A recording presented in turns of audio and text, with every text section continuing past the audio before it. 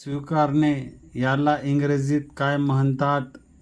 स्वीकारणे याला इंग्रजीत ॲक्सेप्ट म्हणतात. ACCEPT accept.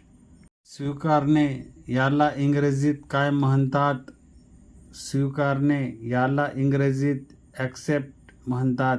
ACCEPT accept. स्वीकारणे याला इंग्रजीत काय म्हणतात? स्वीकारणे याला इंग्रजीत ॲक्सेप्ट म्हणतात. ACCEPT accept.